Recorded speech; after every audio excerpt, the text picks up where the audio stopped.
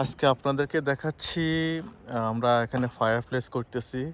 কারণ ঠান্ডার সময় বসে আমি যেরকম বাংলাদেশের স্টাইলে কাঠ জ্বালিয়ে আমরা বসে আড্ডা দিই, ঠিক এই বাড়িতেও এখানে আমরা বসে আড্ডা দেওয়ার জন্যে আমরা ফায়ার প্লেস করতেছি।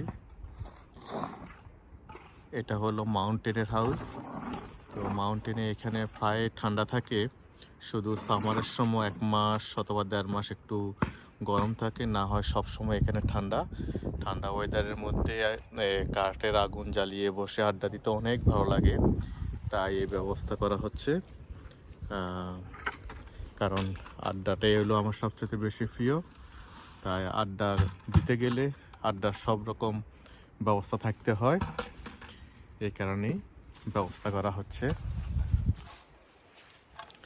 এই যে এখানে কাঠ দিয়ে আমরা চতুর্দিকে বসবো, আগুন লাগাবো আর আগুনের তাপ নিব।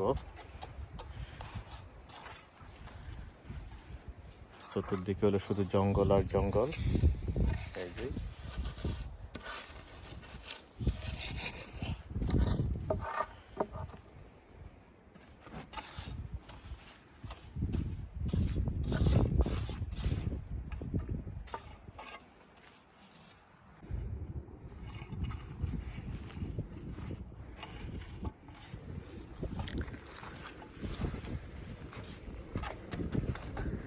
জামাই,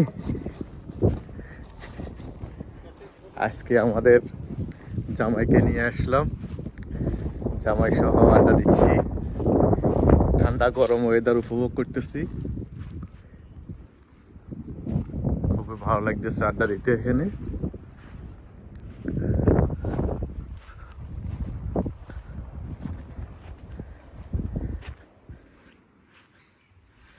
এই হলো ফায়ার প্লেস, নিজেরাই তৈরি করতেছি।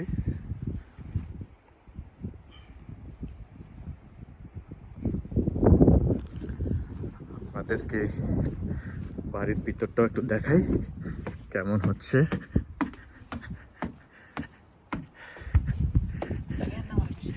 জামাই জামাই জামাই,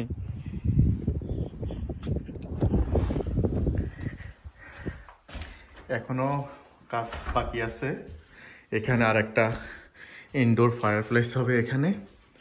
তো এটার আমরা কিছুদিন পরে কাজ শুরু করবো ইনশাল্লাহ। কিচেন মোটামুটি রেডি, এখনো আন্ডার কনস্ট্রাকশন, তাই ওইভাবে পরিষ্কার দেখতেছেন না আপনারা। আর এখানে হলো 2টা বেডরুম, 2 সাইডে 2টা বেডরুম। এটা হলো বাথরুম। যেহেতু এগুলো হলো ভ্যাকেশন হাউস, তো অত বেডরুমের প্রয়োজন না। এটা হলো সানরুম, আর এটা হলো সামনের 2টা গাড়ির গ্যারাজ আছে।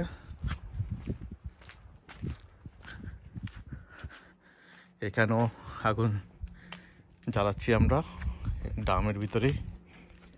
এই হলো মোটামুটি জঙ্গলের বাড়ি।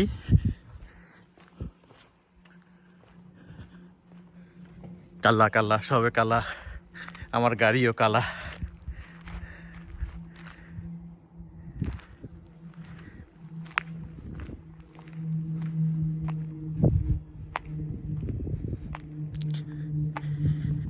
সবে কালা।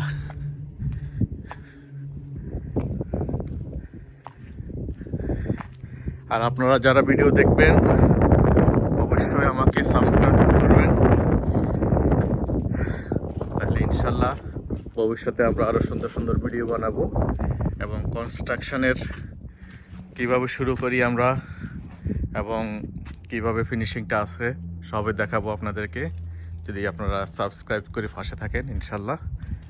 ওকে, ভালো থাকবেন, আল্লাহ হাফেজ।